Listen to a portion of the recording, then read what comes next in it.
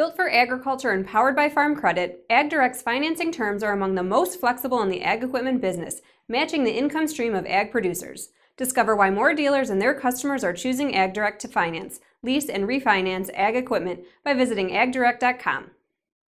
I'm Managing Editor Kim Schmidt. We're at the Farm Progress Show in Decatur, Illinois. Welcome to On the Record. Here's an update on what's currently impacting the ag equipment industry.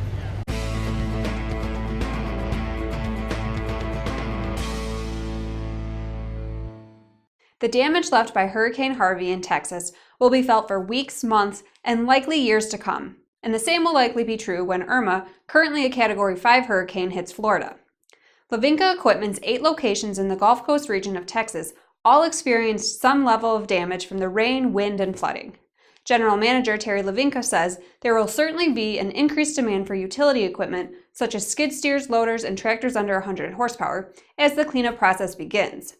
However, he says that will be completely offset by the decrease in demand for harvesters and large ag tractors as a result of the damaged crop. Looking back at the damage Hurricane Katrina caused in 2005 offers some insights on the need for equipment as cleanup gets underway in Texas and Florida. Dave Gibson, wholesale manager for H&R Agri-Power, recalls from his time with Lashley Tractor Sales in the metro Atlanta area that when flood storms hit the Gulf Coast, the dealership would see an increase in sales activity for skid steer loaders, grapples, buckets, pallet forks, and small tractors.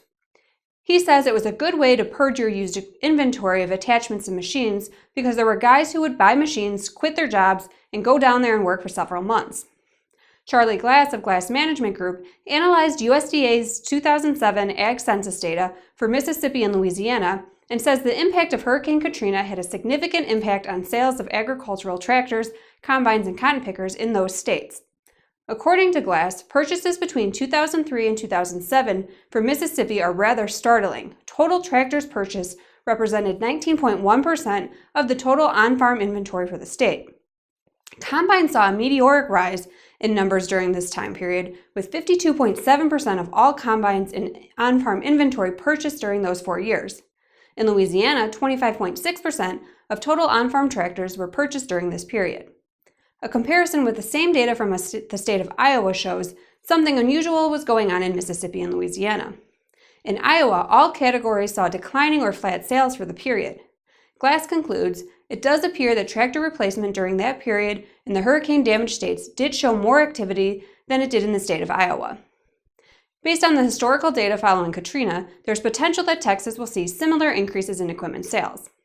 Greg Peterson of Machinery Pete says there will certainly be an uptick in demand for used equipment, but he doesn't anticipate pricing going up.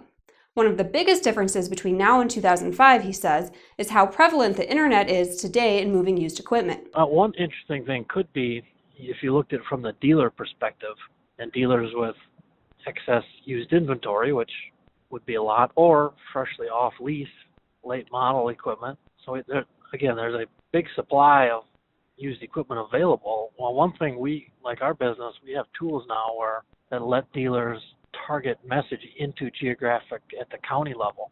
So that would be something I will probably be blogging about to our dealers that we work with all over the country. Like, hey, if you want to let people know in that part of Texas, Louisiana, whatever, that you've got a dozen fill in the blank, great for tractors, and you want to it's an opportunity to maybe get aggressive for dealers. Now there's a tool where 12 years ago it would have been you would have had to know somebody down there. I think that will be a real difference this time. An actionable point for sellers of used equipment up north to help those folks down there and so move used equipment. With Hurricane Irma now one of the strongest Atlantic hurricanes in history, it's likely that the demand for used equipment for cleanup and replacement will increase in Florida as well.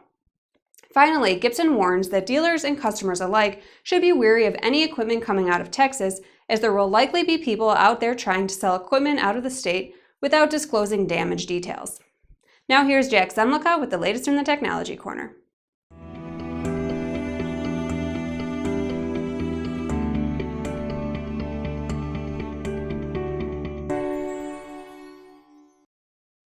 Thanks, Kim.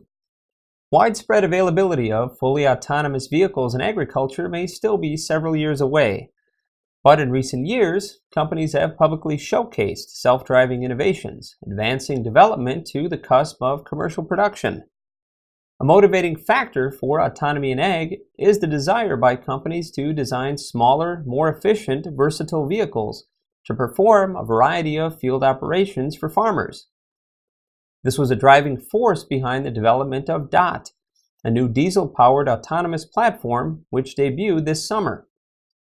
The brainchild of Norbert Beaujeu, founder of DOT Technology Corporation and Saskatchewan-based equipment manufacturer Seedmaster, DOT is the result of a 3-year engineering effort to create a scalable, flexible farm implement, while also eliminating the driver. The company unveiled 4 different prototype platforms, which mount to a U-shaped autonomous tractor frame, including a seeding unit, 60-foot sprayer, grain cart, and land roller.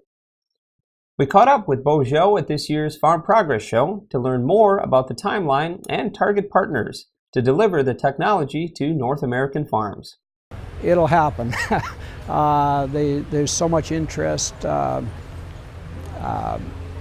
a lot of steps we're taking. We're introducing it very aggressively to all short line manufacturers so that they can develop their technology to be mounted onto DOT.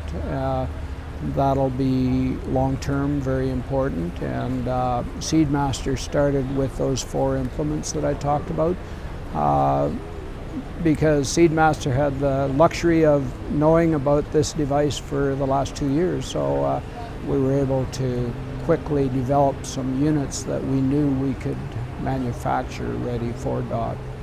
Beaujeu added that commercial production of DOT will certainly disrupt the traditional manufacturing model. But in his words, today's tractor is obsolete, too inefficient, and there are better production paths to be pursued going forward. Back to you, Kim. Thanks, Jack. AGCO announced on September 5th that it has finalized the purchase of Precision Planting from the Climate Corp. Just a week before, we visited with Eric Hansosha, Senior Vice President with AGCO, during the Farm Progress Show in Decatur, Illinois. He says the impact on the dealer network is twofold. This has really got 2 parts to it. We're inheriting a very strong, professional, capable dealer network from Precision Planting called the Premier Dealer Network. And we intend to keep that in place and continue to follow that strategy. We've also got a lot of AGCO dealers that are in key areas for planting operations. And so we're going to be looking for those opportunities where an AGCO dealer may want to get more involved in the planting operation and more engaged in this process, selling the white planter and aftermarket kits, and look for opportunities for them to get more engaged and take on the contract. And we'll continue to mature the Premier Dealer Network. That's been under evolution over the last few years to have some extremely solid, capable dealers in all of the areas that customers need for them to be delivering the product. During the Farm Progress Show, AGCO is already displaying planters with factory-installed precision planting attachments. We also spoke with Jim Walker, Vice President of North America and Ag for Case IH, during the show to get his take on the acquisition. He says they're satisfied with the outcome of the acquisition. All I can tell you is that we're satisfied with the outcome from the standpoint of the acquisition, and so that we have a strong contractual capability to continue providing, the components that we need to, both in an aftermarket and in a factory install. Mm-hmm. So, we feel comfortable with it. Despite sluggish sales during the second quarter of its fiscal 2018, Titan Machinery executives told analysts following release of its earnings report on August 31st that its U.S. ag and construction equipment markets have begun to stabilize and improve. As a result, the dealership group says it believes its expense and efficiency initiatives will soon deliver profitable growth. During the call, David Meyer, Titan's chairman and CEO, said, "We have early indication that many of our customers are approaching the point of new equipment replacement. We've continued to market a broad range of price points with lease options, flexible financing, and extending warranties to generate demand. We're also increasing our focus on the product support side of the business through our new operating structure and with expanded field service and parts drops and improved parts availability," Meyer said. For the second quarter of fiscal 2018, Titan reported revenues of $269 million, down 3.4% from a year earlier. Its ag segment generated revenues of $138.5 million, which was down by nearly 10% year over year. Sales of construction equipment declined by 6.3%, but its international business increased by more than 26% in the second quarter. Nonetheless, the dealership group, Case IH's largest retailer of farm machinery, reported significant progress in reducing equipment inventories and improving margins during the period. Deere & Company announced late Wednesday that it had signed a definitive agreement to acquire Blue River Technology, a leader in applying machine learning to agriculture.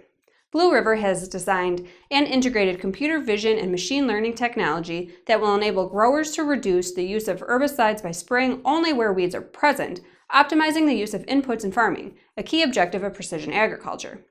While there is some debate over how ready farmers are today for this type of intelligent technology, Beverly Flores, Vice President of Media Relations for Deere, says the acquisition is an investment in the future of agriculture.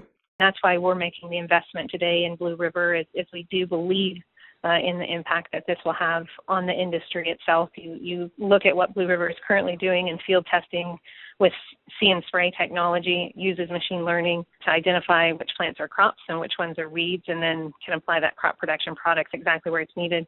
So as you think about that, and you think about the individual jobs even beyond that, and giving producers that capability to start to get more specific into their operations, to start to answer questions like, hey, I wonder, could I take care of this portion of the field? But now they can start to say, could I take care of that specific plant? How do I make that one plant grow better? And then therefore, how do I make all the plants do better across the field? As always, we welcome your feedback. You can send comments and story suggestions to kschmidt@lestermedia.com. Until next time, thanks for joining us.